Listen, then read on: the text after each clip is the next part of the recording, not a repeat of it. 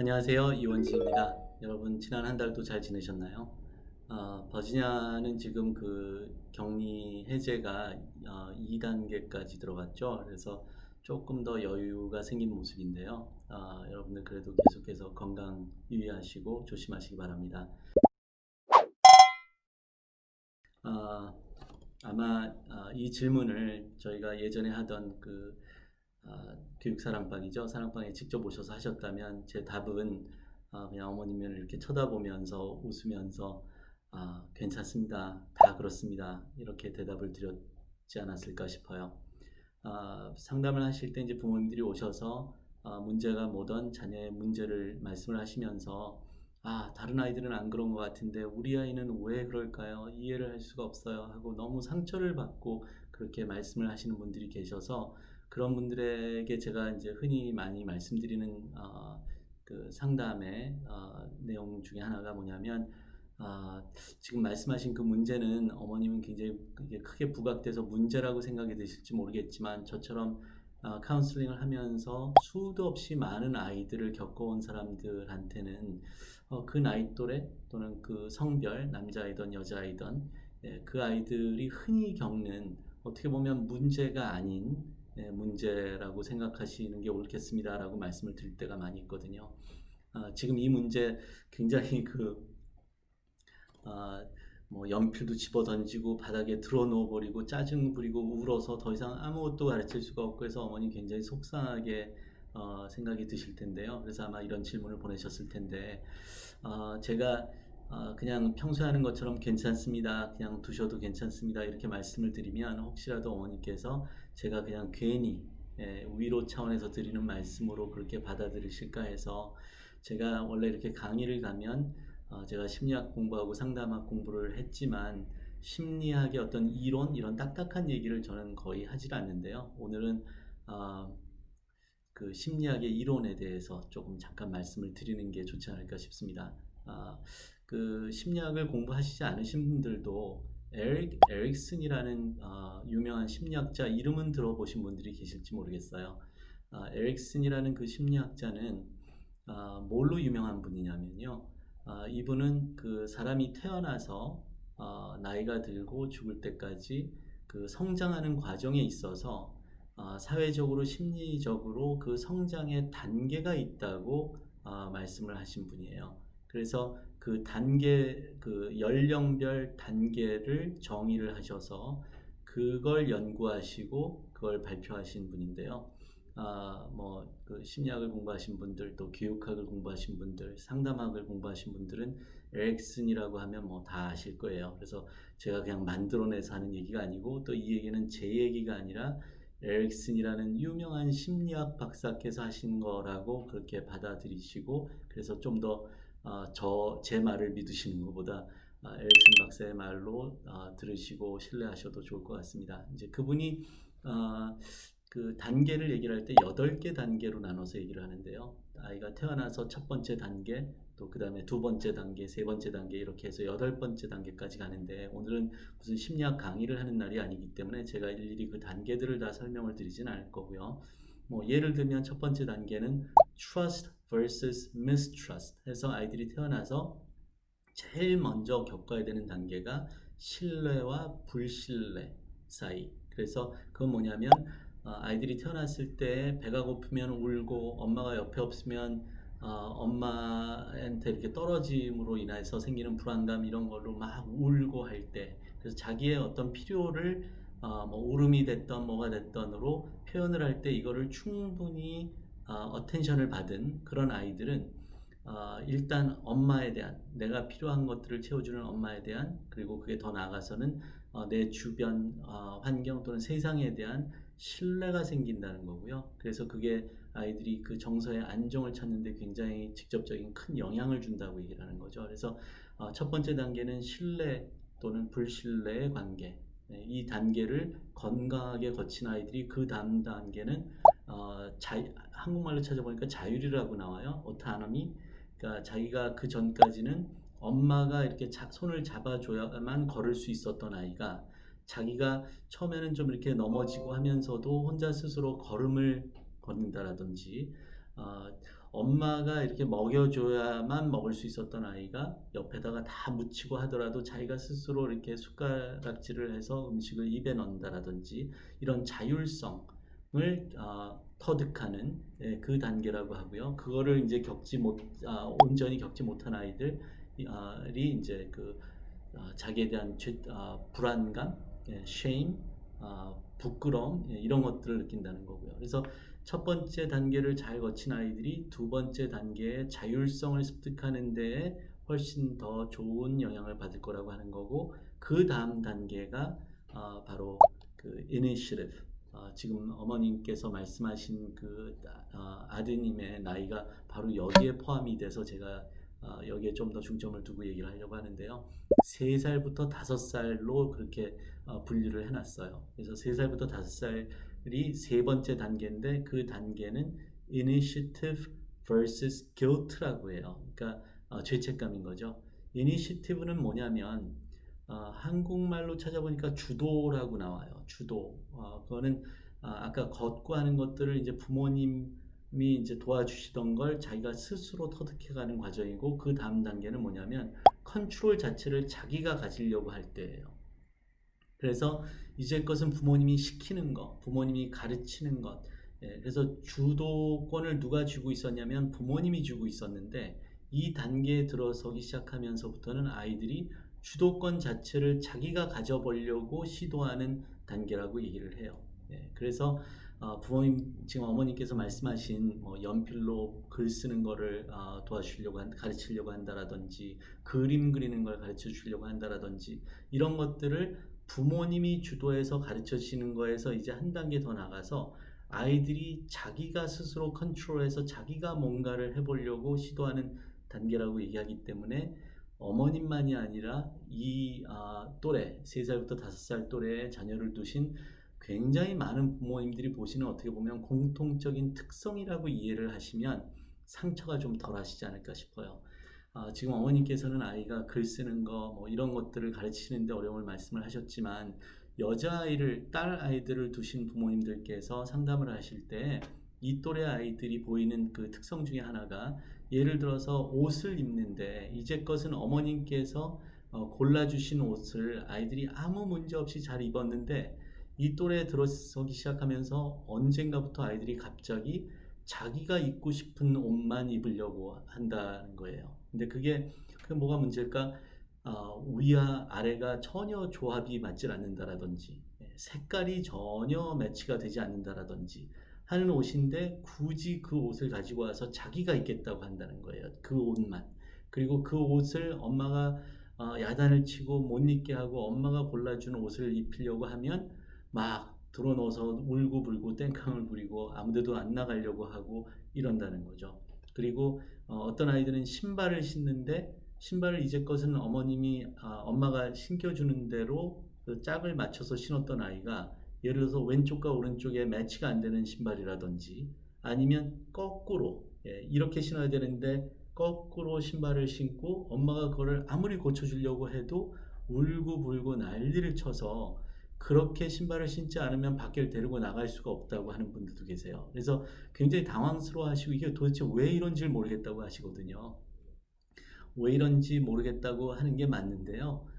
그런데 어떻게 보면 나이 또래 아이들이 자기의 어떤 그 주관을 자기가 스스로 주도해서 컨트롤을 가지고 자기가 원하는 대로 시도를 해보려고 하는 그런 시기라고 부모님들께서. 그래서 3살부터 5살 정도, 약간씩 차이가 있긴 하겠지만 대부분 3살부터 5살 그 터울에 있는 아이들은 어떻게 보면 그렇게 지금 보이고 있는 모습들이 당연한 특성이라고 이해를 해주시는 게 그게 필요하지 않을까, 그런 생각이 듭니다. 그래서 지금 말씀하신 대로 아이가 그 글을 쓰는 걸 가르치려고 하거나 할 때 막 바닥에 들어 놓아 버리고, 또 자기가 실제로 쓴다고 해서 한번 쓰게 해봤더니 어머님 기준에서 봤을 때는 이건 글씨도 아니고 그림도 아니고, 그래서 너무 속이 상하시고 하시는 이제 이런 모습들을 조금만 다른 각도에서, 다른 관점으로 이해하시고 접근을 하시면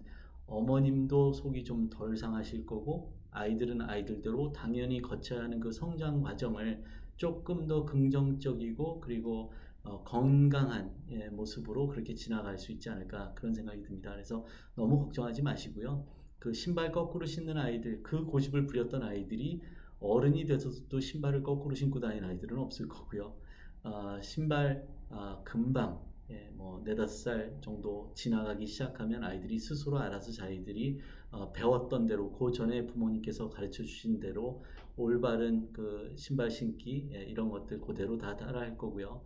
글 쓰는 거, 또 그림 그리는 거 어머니께서 그냥 지금은 아이가 하려고 하는 그 이제 어떤 주도를 쥐고 자기가 스스로 해보려는 그 특성을 인정을 하시고 칭찬해 주시고 너가 이제는 진짜 엄마 도움 없이도 스스로 뭔가를 하려고 하는구나 정말 최고야 너무 멋있어 이러고 인정을 해 주시고 칭찬해 주신다면 지금은 글 쓰는 게 글 쓰는 건지 그림을 그린 건지 잘 구분이 안 가시고 속이 상하실지 모르겠지만 그것도 유치원 가고 학교 가면 선생님들이 다 잘 가르쳐 주실 거고요. 그래서 지금은 1~2년 더 다른 아이들에 비해서 먼저 글쓰기를 배우고 이거에 포커스를 두시는 것보다 아이가 자기가 주도적으로 뭔가 자기가 원하는 것을 적극적으로 능동적으로 행해 보려고 하는 그 노력 이거를 인정을 해 주시는 게 장기적으로 봤을 때는 훨씬 더 아이에게 정신적으로나 모든 면에서 봤을 때 더 건강한 그런 방법이 아닐까 그런 생각이 듭니다.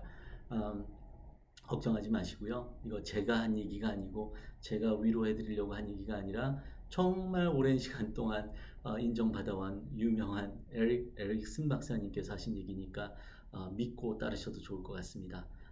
다 지나갈 겁니다. 네.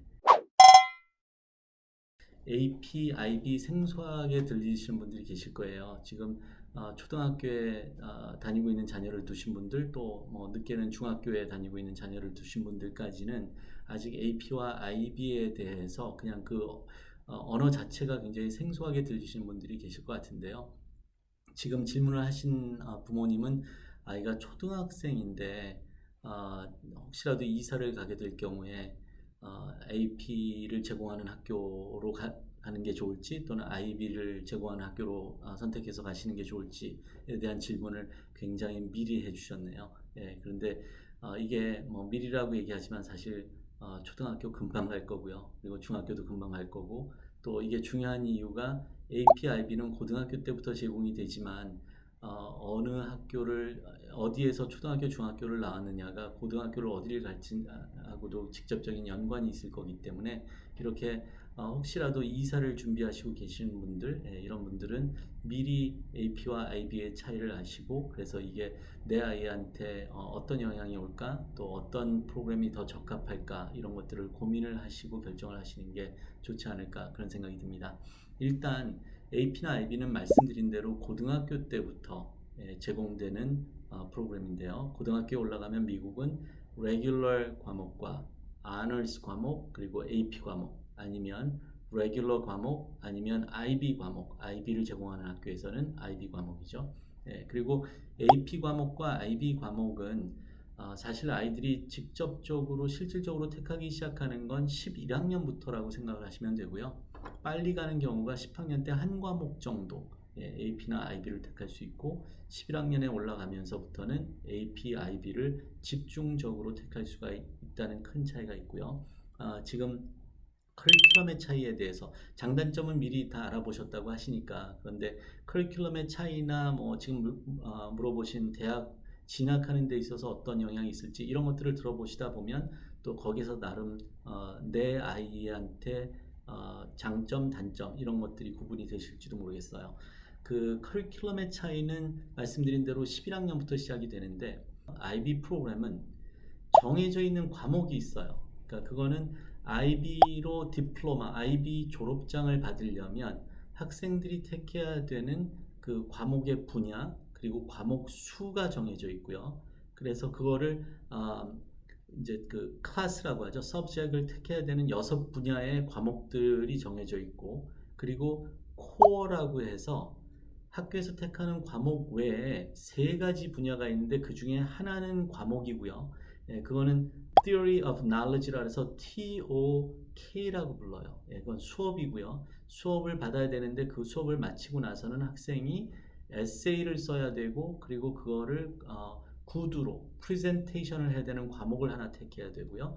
그리고 또 하나는 Extended Essay라고 해서 어떻게 보면 미니 논문이라고 해야 될까요? 4,000단어 이상의 그 논문을 써야 되고요. 그리고 또 하나는 자원봉사나 아니면 특별활동, 특별활동인데 창의력을 요구하는 특별활동, 예, 그리고 자원봉사에 관련된 특별활동, 그리고 그 외에 뭐 음악이나 운동 이런 액티비티 관련된 특별활동, 이런 세 가지 분야의 특별활동, 예, 이걸 포함해서 코어라고 얘기를 하는데요. 그래서 6개 분야의 과목, 6개 과목, 그거는 이제 영어 2과목, 그리고 수학, 사회, 과학, 그리고 예술 과목 해서 6분야의 한 과목씩 적어도 그 과목과 그리고 3개의 코어, 하나는 TOK라는 과목, 그리고 논문, 그리고 좀 아까 말씀드렸던 창의력, 그리고 자원봉사, 그리고 특별활동을 포함한 그 액티비티, 그래서 코어와 6개 분야의 과목을 이수를 해야 IB 디플로마를 받을 수가 있고요.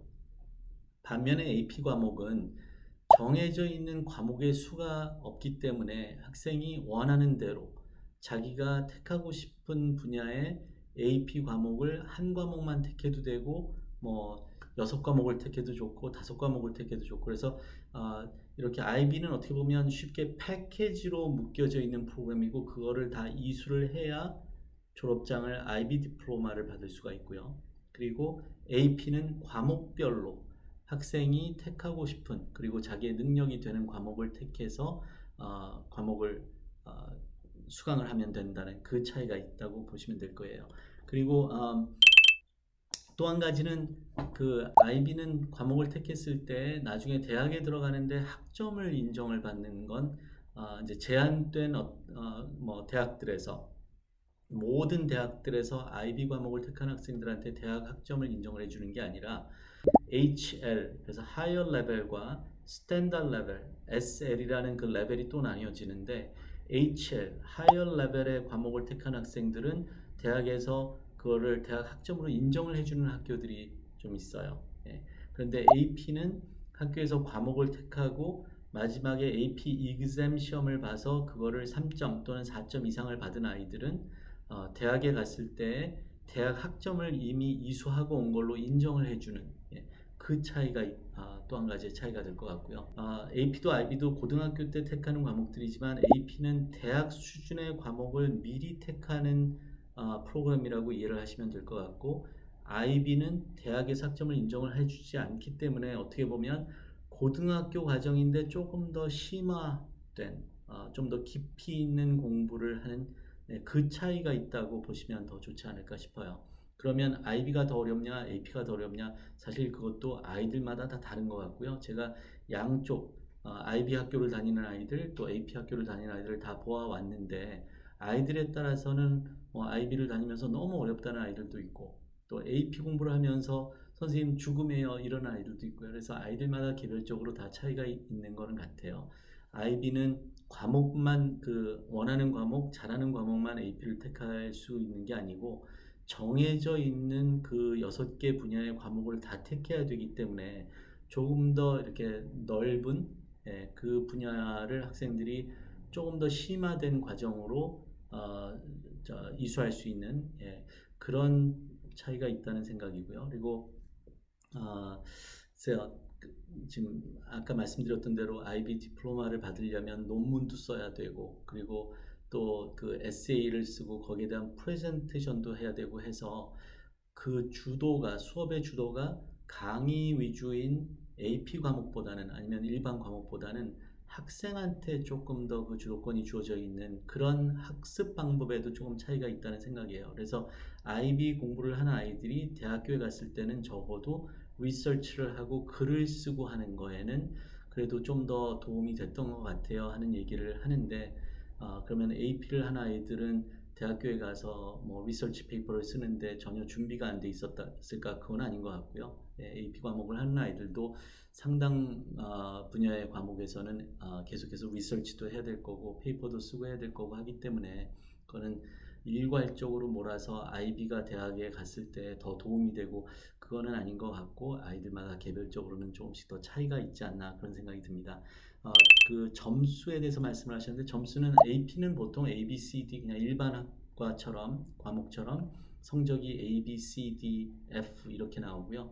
그리고 그 다음에 학교에서 공부를 하고 이제 A, B, C, D 이렇게 학과목별 성적이 나오고 그 다음에 매년 5월 달에 그 해당 과목의 AP exam을 봐서 그 AP exam의 성적은 1점부터 5점까지 5점이 만점인 거죠. 그래서 대학들에 따라서는 학교에서 과목을 패스를 하고 exam에서 3점 이상 받은 아이들은 대학 학점으로 인정을 해주거나 또는 좀 더 수준이 높은 많은 대학들은 4점 이상 AP exam에서 점수를 받은 학생들은 대학 학점으로 인정을 해주고 이렇게 돼 있고요.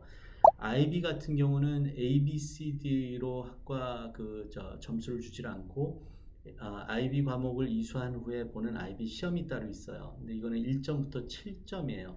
7점이 만점인데 그 시험 점수를 학 과목의 점수로 그렇게 표기하는 학교들이 대부분이에요. 그래서 이제 IB 학교를 다니는 아이들의 그 트랜스크립트 학적 증명을 봐보면 과목들이 나오고 그 과목 옆에 점수가 A, B, C, D로 나오지 않고 1점부터 7점까지 뭐 제일 잘한 학생은 7점 또 6점 이렇게 나와 있어요.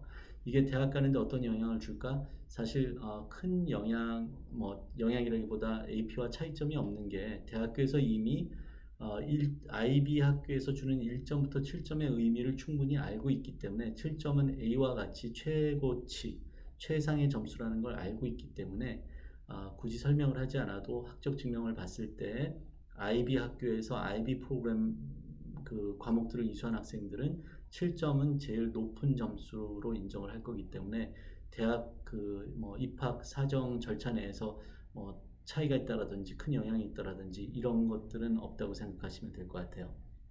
대학 응시 방법의 차이라고 하셨는데 대학 응시 방법에는 차이가 없어요. 뭐 IB를 했던 AP를 했던 대학교에 제출하는 원서는 동일하고 같은 원서일 거고요. 그 원서 내에 학생이 택했던 과목들을 이제 명시하고 표기하는 그 난에 학생이 IB를 했으면 IB를 했다고 표기를 하게 돼 있고요. 또 AP를 한 학생들은 AP를 했다고 표기를 하게 돼 있고 그리고 원서를 제출했을 때 대학교에서 IB든 AP든 그 학생의 그런 학업적 능력이나 또 성취도 열심히 해왔는지 여부 이런 것들을 종합적으로 보고 판단할 거기 때문에 대학 응시 방법에는 전혀 차이가 없다고 보시면 될 거고요.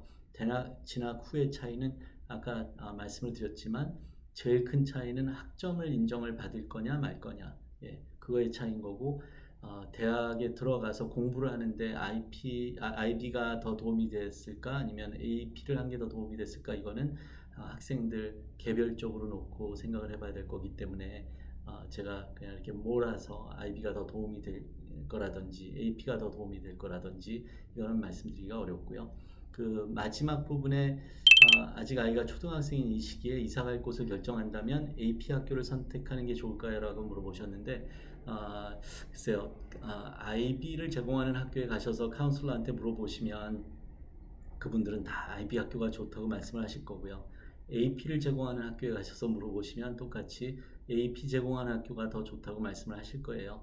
그냥 저는 개인적으로 제가 미국에서 지금 한 36, 7년을 살았는데 AP는 그 전부터 그냥 페어팩스 카운티에서도 AP 과목들을 제공을 하고 있었고 IB는 시간이 좀 지나고 나서부터 제공을 하기 시작을 했어요. 그리고 AP가 아직까지는 미국 내에서는 좀 더 보편적인 그리고 IB는 아시겠지만 국제적으로 통용된 할 수 있는 그 국제적으로 인정받을 수 있는 커리큘럼을 만들기 위해서 만들어진 거고 AP는 미국 교육에 기반을 두고 만들어진 거기 때문에 미국에서 대학을 보내실 거라면 글쎄요 저는 AP가 조금 더 보편적이고 일반적이기 때문에 그냥 단지 그 이유로 예, 그래서 그리고 또 열심히 한 학생들은 대학에 갔을 때 학점을 인정을 받을 수가 있기 때문에 고등학교 때 했던 과목들을 대학교에 가서 굳이 또 다시 택하지 않아도 되는 그런 이점이 있기 때문에 저는 개인적으로는 AP를 선호한다고 말씀을 드리는 게 맞을 것 같습니다. 그런데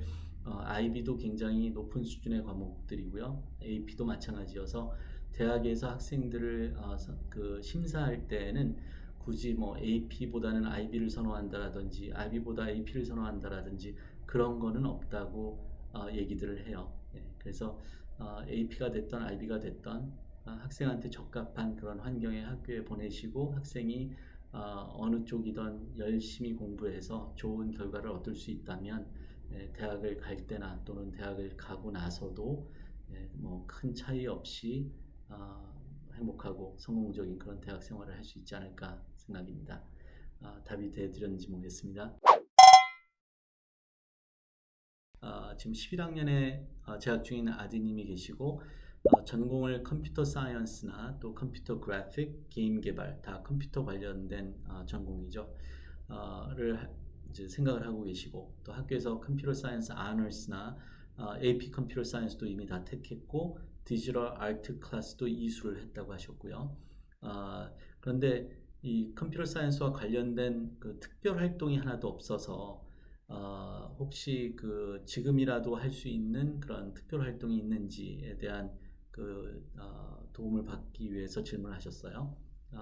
컴퓨터 사이언스는 지금 아마도 미국만이 아니라 뭐 세계적으로 특히 남학생들이 제일 남학생들한테 인기 있고 아이들한테 제일 그 어트랙티브한 매력 있는 그런 전공 중에 하나가 아닐까 싶은데요. 그래서 지금 남학생들이 미국 대학에서 컴퓨터 사이언스 전공을 해서 입학을 하기란 저는 뭐 달리 표현할 길이 없어서 거의 죽음에 가깝습니다라고 제가 말씀을 드리는데요.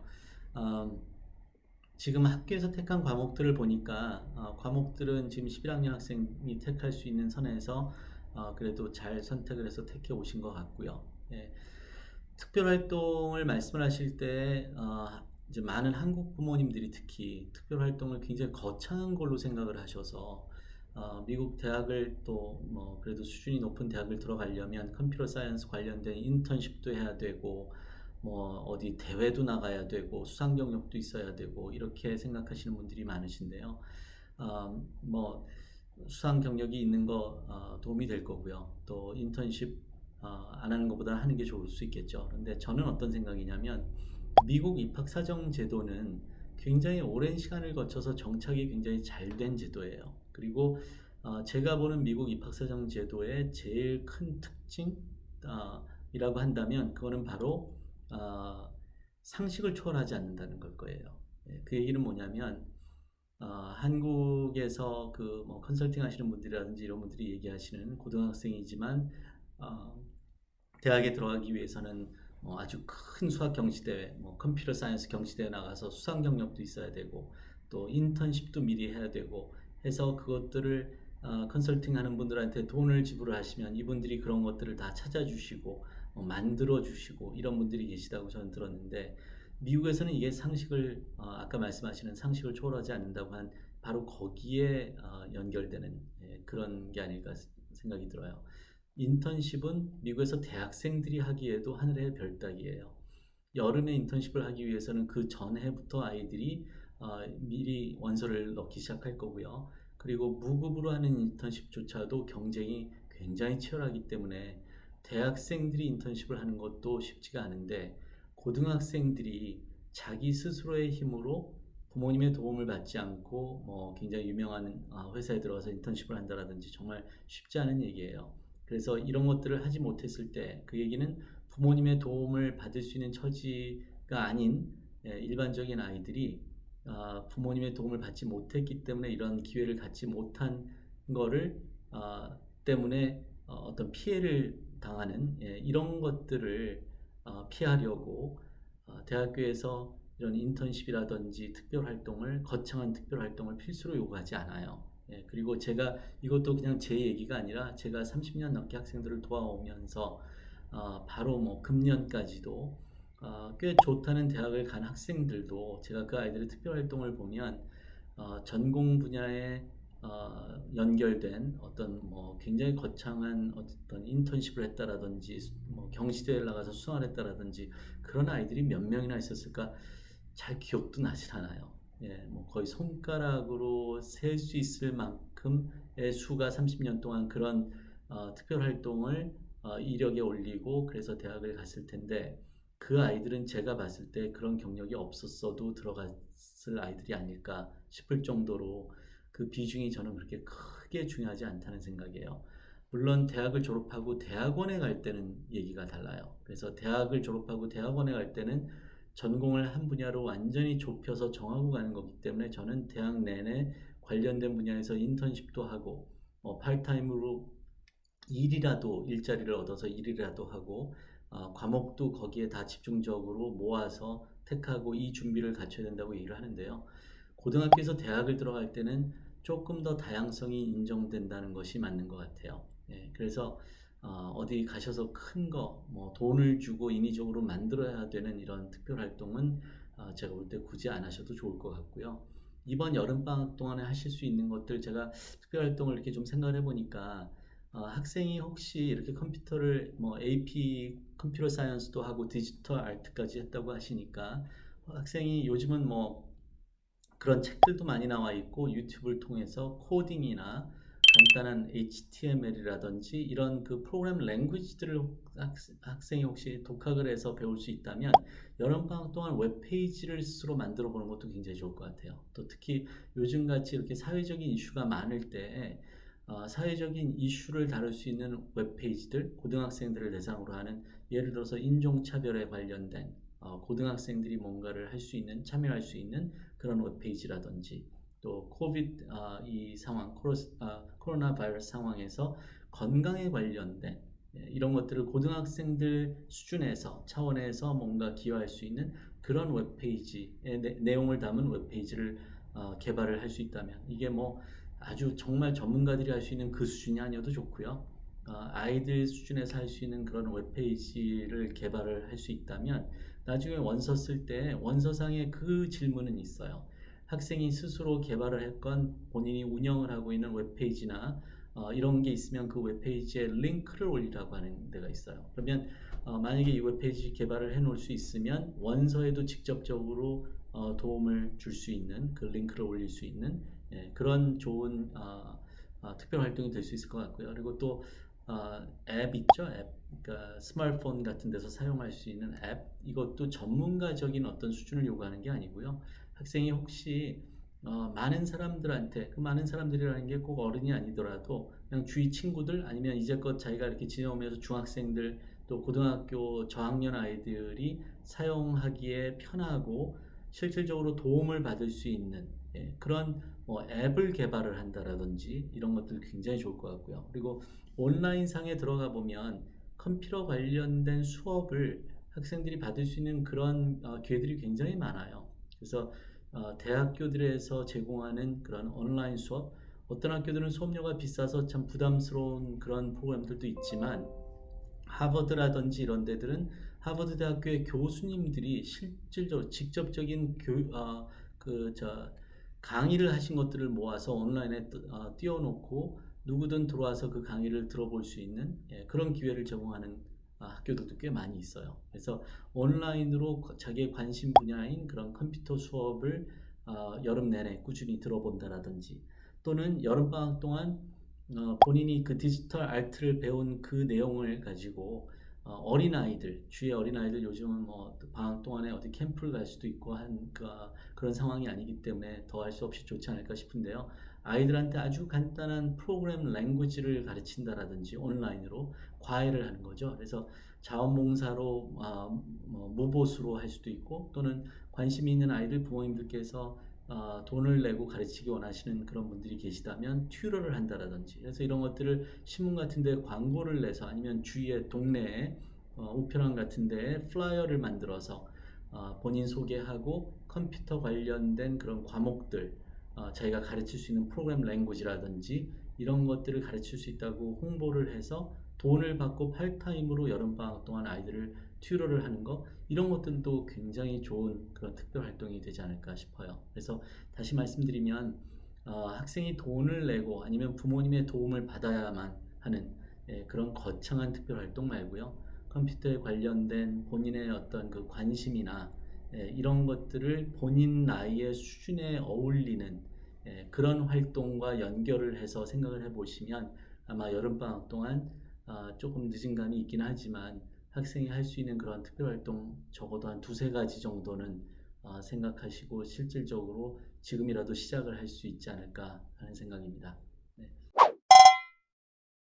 질문을 두 파트로 나눠보면 여름방학 동안 아이들이 책을 즐겁게 읽을 수 있도록 어머니께서 해줄 수 있는 방법, 그리고 두 번째 파트는 아이가 집에 있으면서 그 한국어만 주로 사용하기 때문에 영어를 사용할 수 있는 기회가 줄어들어서 염려가 되고 있다고 그 말씀을 하셨어서요. 그 질문을 둘로 나눠서 첫 번째 파트부터 제가 답을 해드리도록 하겠습니다. 10살, 8살, 6살 아이를 두셨는데 아이들이 책 읽는 것보다는 활동적인 놀이를 즐겨 한다고 하셨거든요.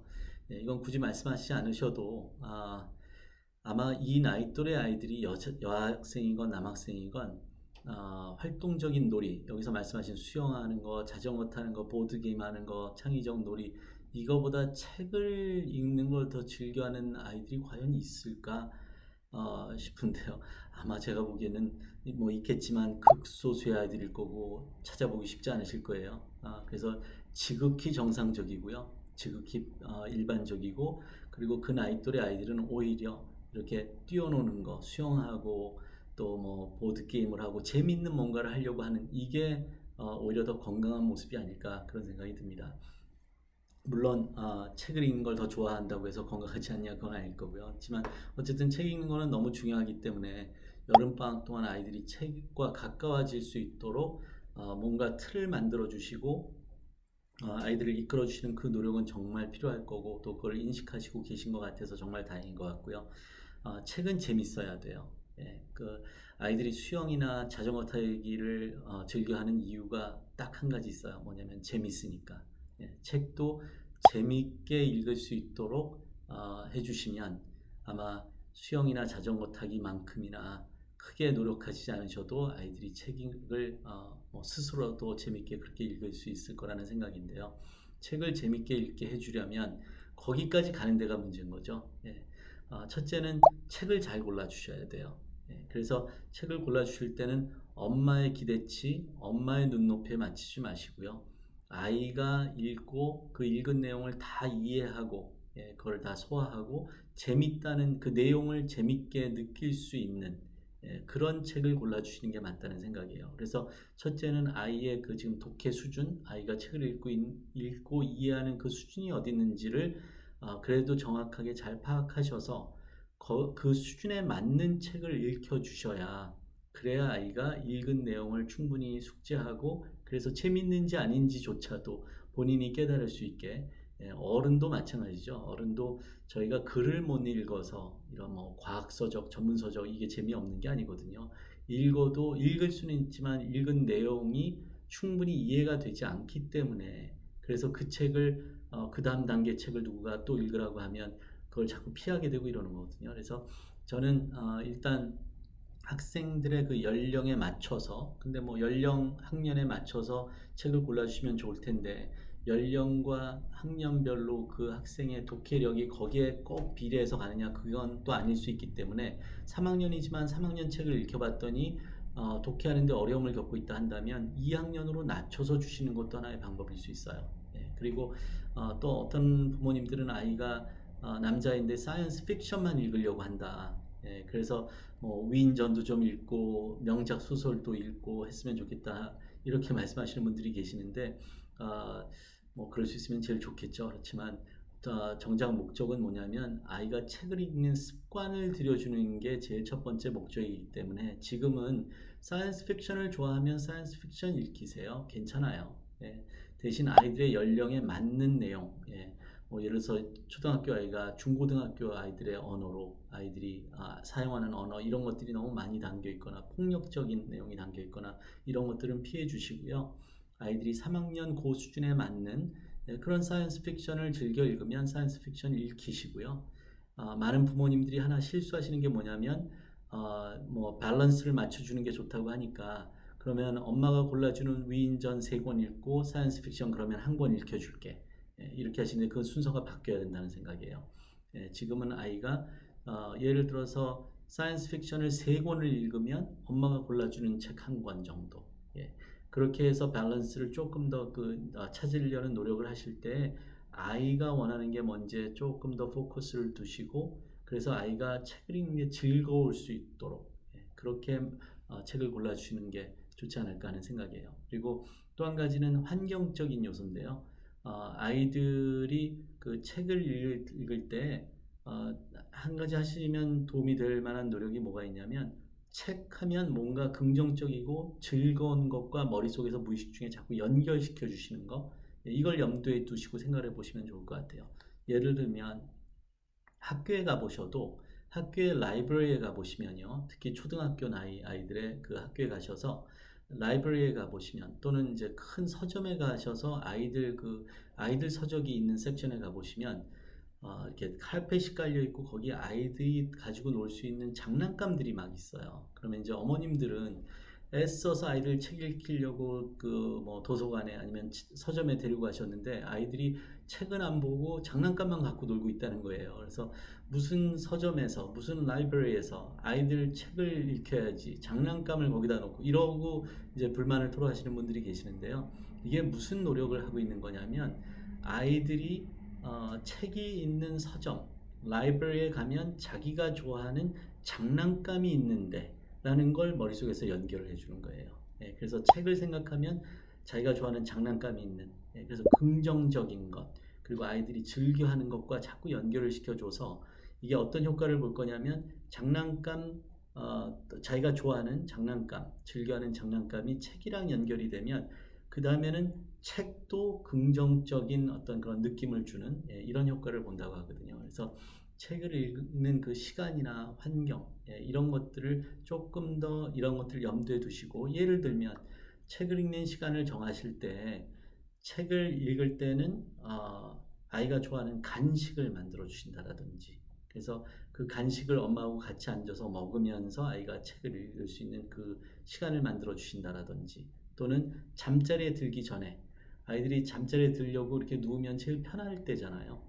그때 잠자리에 들기 전에 엄마가 옆에 와서 책을 읽어준다. 그러면 이제 머릿속에서 자는 시간은 편한 시간이기도 하지만 엄마가 책을 읽어주는 그래서 엄마와 같이 시간을 보내는 그런 긍정적인 어떤 뭔가를 머릿속에서 책하고 연결해주는 그 노력을 하신다면 뭐 하루아침에 될 건 아닐 거고요. 특히 이렇게 3명의 자녀를 두신 어머님은 정말 마음 독하게 드시고 하셔야 되지 않을까 싶습니다. 아이들 책을 골라주시는데 3명을 똑같은 책을 읽힐 수도 없고 그래서 책을 다 나눠서 골라주셔야 될 거고 환경적인 것도 간식을 먹으면서 아이들이 자기 각자 책을 그 정해진 시간에 읽는 건 하실 수 있겠지만 밤에 읽어주시려면 방마다 가셔서 아이들을 하나씩 놓고 책을 읽혀주시고 하셔야 될 거기 때문에 이게 말처럼 쉬운 얘기가 아니고요. 저도 아이가 4이 있었기 때문에 충분히 알고 공감할 수 있습니다.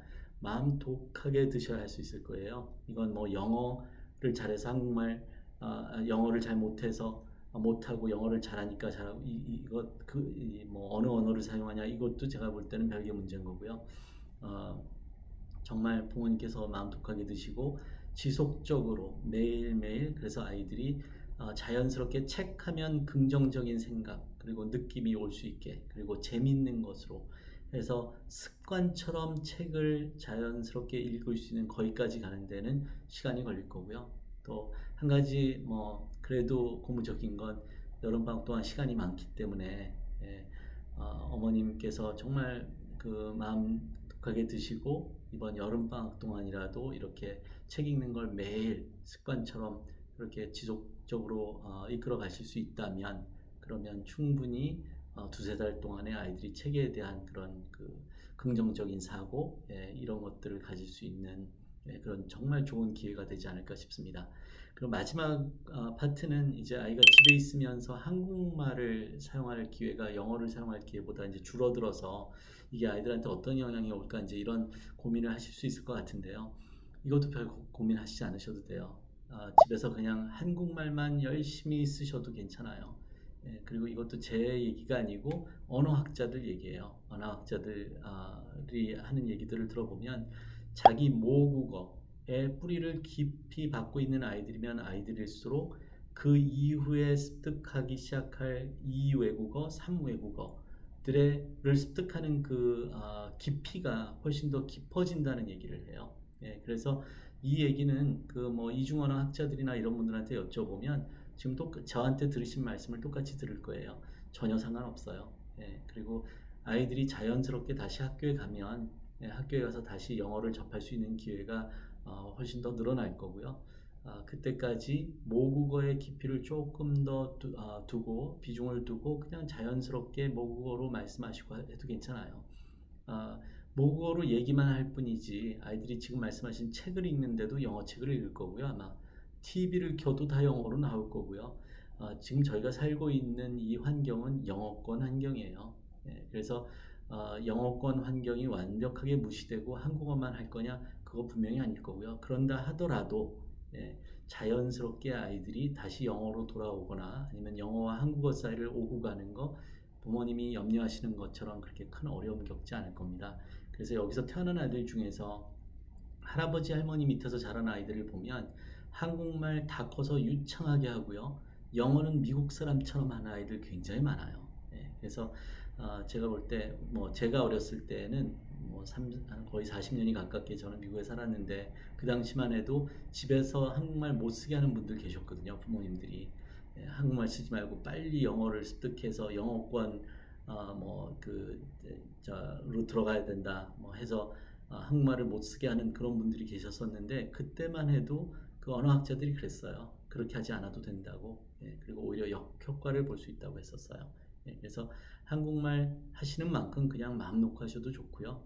예, 그리고 어차피 지금 영어권에 살고 있기 때문에 부모님과의 대화 외에는 모든 것이 다 영어로 진행이 될 거기 때문에 걱정하시지 않고 그냥 오고 가셔도 전혀 문제되지 않을 겁니다. 예, 답이 되드렸는지 모르겠습니다. 여러분들 초기에 말씀드린 대로 지금 그 격리가 그러니까 지금 점차 이렇게 해제되고 있는데요. 그래도 계속해서 조심하시고 건강하시고 그리고 행복한 6월 보내시고 저는 7월 달에 다시 뵙도록 하겠습니다. 감사합니다.